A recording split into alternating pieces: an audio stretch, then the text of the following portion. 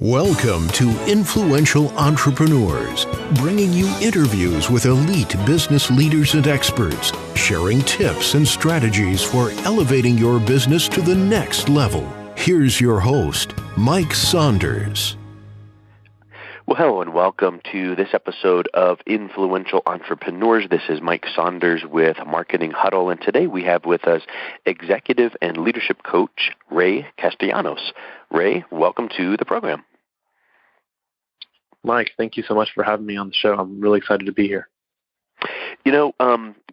I am as well, and I have been getting your Wolf Wednesday emails, and I really like the layout of those. They're quick, easy to read, always have something really good, what I'm reading, what I'm thinking about or whatever, just really hard hitting. So I want to give you props for that communication, and if anyone's interested in really good just quick hit business type tips, that's a really great newsletter to be on. But give us a little bit of background on yourself, what led you to coaching, and also you're not 75 years old and now I'm going to coach people because of my years of wisdom. You've really gained a lot of that wisdom and knowledge and maturity at a young age. So how does that play into your coaching? Yeah, great questions. So I was one of those oddballs in the world that kind of knew what he wanted to do pretty early on. I knew I wanted to be a coach when I was probably about 15 or 16. I had a really great mentor at the time. I was tutoring kids and working in that fashion. And the guy that kind of inspired me, this guy had overcome tremendous adversity. He had started a pretty successful business. He was in the military. He had like 2 PhDs. He traveled all around the world. And he did it with all with Tourette's. And I was just blown away by this, and he introduced me to my first personal development book, and I knew off the bat I was so drawn to that space. I just had no idea what coaching was at the time. And a few years passed. I went to school, got a degree, did all this stuff, and an opportunity came up again.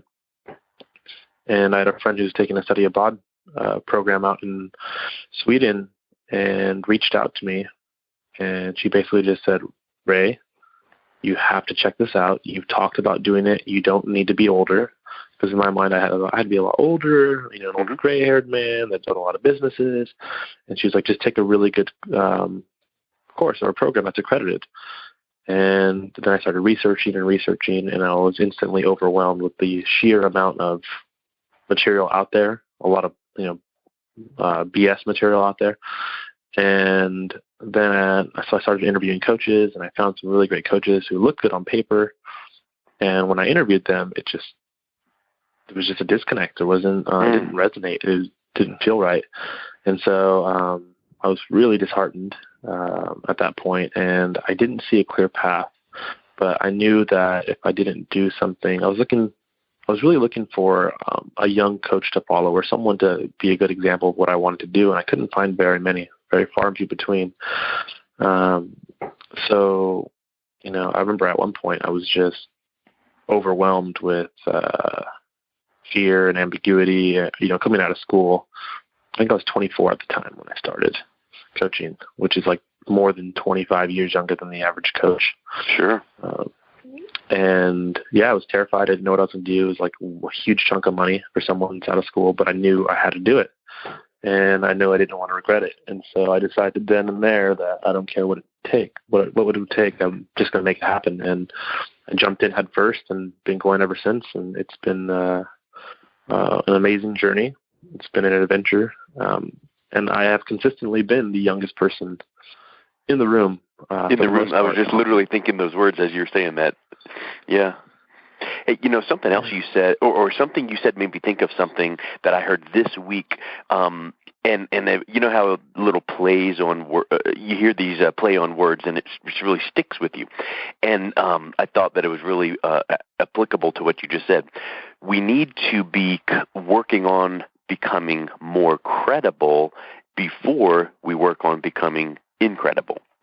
So what you had said with you were looking around some of these other coaches, and you look and they look great on paper, but not really, any substance to them. So they didn't have their credibility built before they started touting their, incredible status. So what would you say to people that are looking to be coached. So you might have a wonderful website. Someone else might have a wonderful website. They might look at some credentials of your competitors or another coach, and then yours. How would you advise someone to see through the initial smoke and mirrors, so to speak, but the initial glance to kind of get really down to the credibleness of a coach and what they can provide to that person? That is a really great question. There's a couple things that I would look for and are really critical to finding a coach. I have a bias for credentialed coaches. I think that some level of training is valuable because even if they're the best coach in the world, having some kind of professional training will help give them a laser focus. I've talked to coaches who have been in the industry, quote unquote, for a very long time, and who are seemingly very successful, and they're telling me about their coaching style. And they're like, this is what makes my coaching different and why it's unique and why it's great. And they charge really high fees. And then they're telling me this. And I'm like, I learned that on day one in coaching school. Wow. And so I really believe in training. That it's not going to make or break you, but it's going to give you, a little leg up. So I have a bias for that. I also really believe that you got to have chemistry with your coach. I mean, yeah, it's interesting. Some people swear by, my coach needs to have experience, and you need to have done what I have done. And I'm like, and I think that that's more of a mentor, not a coach. The value I bring as a coach is not by doing the same things. I need to have a broad understanding of the stuff that you're doing. But that's the value I bring is not being in the same seat that you're in. The value that I bring is helping you change these long-held habits, these behaviors, these things. Because the fact of the matter is, change is hard for everyone. And having someone that is an expert in helping people navigate change from the little and to the big is where coaches should be able to bring the most value. So not necessarily have the same experience as you, but they have some kind of training. You have chemistry with them, because if you don't like talking to them, you're not going to want to work with them. And on that point right there, I think that there's somebody that comes to mind. Anyone hearing this right now, somebody comes to your mind that just grates on your nerves. Friend, associate, colleague, it doesn't matter. And it's that kind of a thing. You just don't have chemistry, and that's fine. You just, you don't spend a lot of time with them. Well, that's a huge point, Ray. If you're looking at interviewing some coaches to take yourself, business or personal, to the next level, you got to have some chemistry there. You don't want to be cringing every time you get on that phone session, right? Absolutely. And the one other thing that I think it's up there with maybe not the most critical, but it's probably the most critical for me at least. And this is one of my biggest pet peeves with coaches in the industry, is that the coach that you hire should really be embodying the behaviors and things that you want. They should be walking their talk. Yeah. I don't know how many, it seems today the people that are the best marketers seem to be doing this stuff, but a lot of times people are just spewing out the same stuff, but they're not actually, walking their talk or embodying these things in the world. And that's one of the biggest things I would say to look for. And that doesn't mean that they're perfect. I tell everybody I'm a coach, not a saint. I fall off the horse, and I'm very honest about it. And I have my own things that I work through. But I was at a marketing seminar last week, and one of the presenters was talking about, their mantras, here's or principles to live by, kind of a thing. And he made the comment, I'm a leader, not a savior. In other words, I can only lead and tell you which direction to go, but I can't change your life and change your world, because you need to make that decision and you need to do that. So I think that is a huge, huge piece. And your point about a coach, walking the walk that they are talking with you about, that is huge. I mean, literally, last night, my son and I were at the YMCA, and one of the trainers there, they were in the shirt that says trainer. And if you were to look at this person without just, giving any description or anything, but if you were to look at this person, you would think the trainer would be the furthest thing from your mind. And so I think that goes in the exact same point as what you're saying. So a coach that I'm looking for to coach me should be exhibiting things that I want to emulate. So with that thought in mind, what can you think of something tangible, something specific that, someone would be looking for? Because many times you're not in the physical proximity of that coach, or there's only so much you can see online. But what are some of those indicators or triggers that someone could be seeing that the coach would be exhibiting? Great question. So a couple things come to mind. I think the coach's role primarily is not to be a great coach, but it's not to be like, a lot of coaches get stuck in that, what's the right question I need to ask? What's this? But their goal is to help the client be a better learner, be a better performer, be a leader. And that's kind of a different place to look. And I think that, for example, great leaders oftentimes are great listeners. We get I work with a lot of leaders who move up really quickly, and then they have a lot of issues when they're managing people because they don't fit into how they see things, or everyone's not them, and doesn't, all these different expectations, communication breakdowns. And if you're going to have someone that's going to be guiding you on a journey to be more self-aware, to be more, better listener, to raise your emotional intelligence, and they're not embodying that and showing you right away, I mean, that's a big red flag. Mm-hmm. Another thing is integrity. I mean, it's the little things that matter. I tell my clients that, hey, this is practice for real life. So if you show up late, you're going to get dinged. If you show up unprepared, you're going to get dinged. How you do one thing is how you do everything. Now, this doesn't mean that people aren't human beings and make mistakes and all this other stuff. But how quickly are they aware of that? Do they take responsibility for that? Asking for simple examples. Okay, you talk about living in alignment and taking risks and challenging others to do the same. How have you done that in the last year? Stuff like that. I mean, those are things that I talk about a lot with my clients. And I because say, hey, a potential client of a coach, they are free to ask questions, in that discovery session. So why couldn't they ask the coach? Tell me real quick, how do you live your life in alignment, and see what the response is, right? Absolutely. And yeah, I mean, those are just a couple, but it would depend on exactly what you're looking for. A great example. Here's a great and simple one. A lot of people want a better work-life balance. Mm-hmm. So you're going to be working with a coach to help you get a great work-life balance. Asking the coach, how much time? What's your work-life balance like? Yeah. How many hours a week do you put in? 70? Oh, wait a minute here. Tell me, how many times in the last season did you miss one of your kids', sports events or plays? Those are excellent, insightful questions. And here's something else. You said about the little things, and I've heard it said, if it's easy to do, it's easy not to do, right? And you said, show up late and show up. I can say that today for your interview, you showed up 1 minute early. And guess what? That doesn't sound like a big thing, but when there are appointment after appointment after appointment, on time almost is late these days, right? But 1 minute late, 2 minutes late, and apologizing, and you don't put yourself at a dis-ease.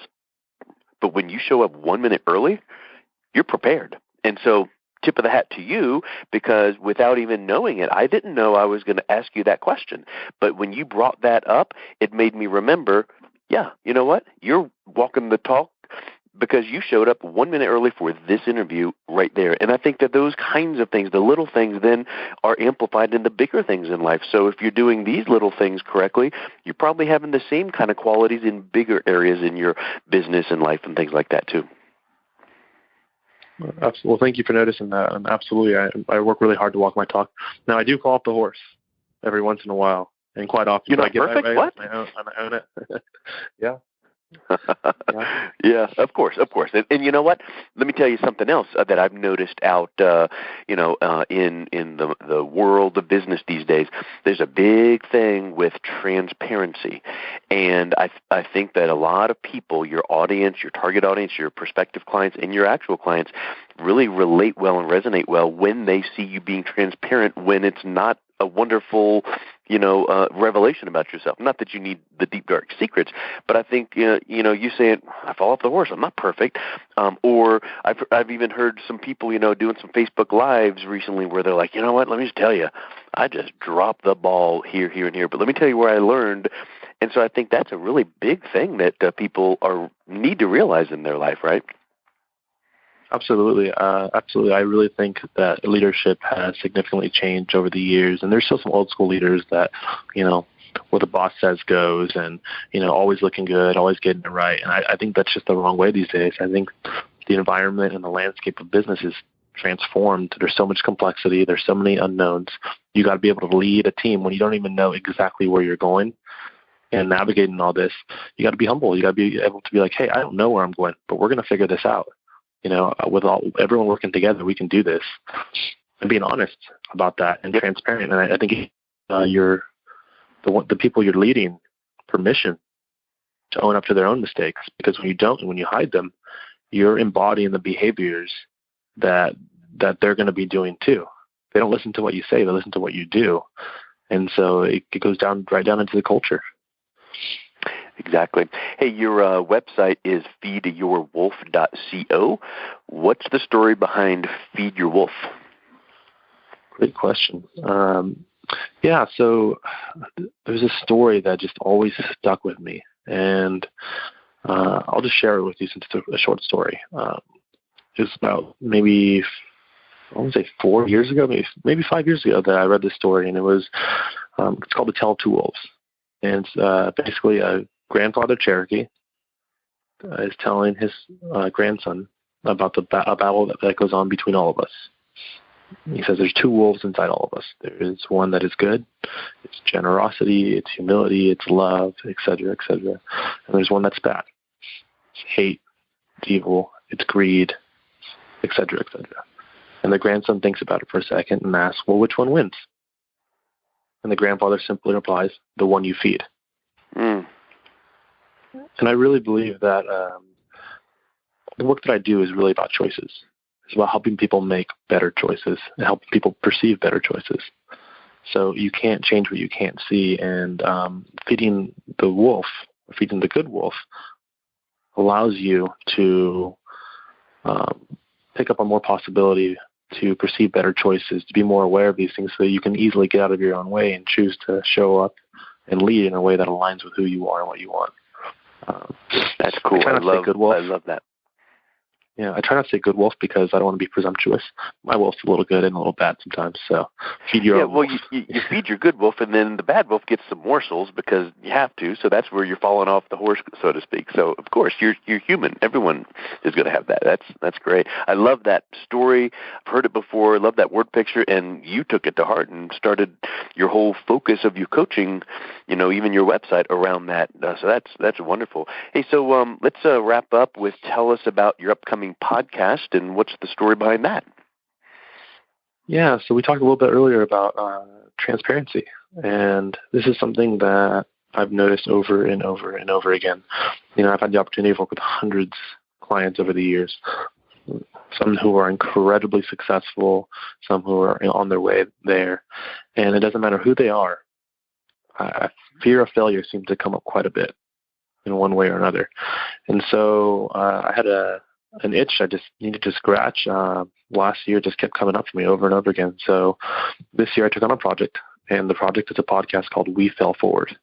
And on the podcast, I interview highly successful entrepreneurs, innovators, changemakers, just really successful people, specifically on their biggest failures, to uncover how those might have led to their success and ultimately shape the person they've become. So each guest really completes a resume of failures, and we publish that along with this episode. And we dig into them to uncover insights and generate learning for budding entrepreneurs and change makers out there, but also to increase transparency in the world. Our mission is to really transform the way the world views failure, because we think it's a necessary stepping stone to success. That's awesome, and I love how it presupposes that you're going to have failures. So let's talk about it. It's going to happen. Move on, but let's talk about it and let's learn from it. So that's awesome. I'm looking forward to catching those episodes. What's the best way that people can learn more about your coaching as well as your podcast? Yeah, the best way to get a hold of me is at the website. You can go to Feed Your Wolf. That's FeedYourWolf.co, or the We Failed Forward, just like it sounds, .org, to find the podcast. And there's some really great stuff that's coming out of it. You'd be surprised in some of the stories that have been shared. Everything from entrepreneurs being able to pay themselves a salary for 14 years to choking on national stages in front of hundreds and hundreds of people, and how they recovered from that and what they learned along the way. Great stuff. Awesome. Well, thank you, Ray. It was wonderful getting to know you and hearing more about your story. Awesome. Thanks for having me on the show. You've been listening to Influential Entrepreneurs with Mike Saunders. To learn more about the resources mentioned on today's show or listen to past episodes, visit www.influentialentrepreneurssradio.com.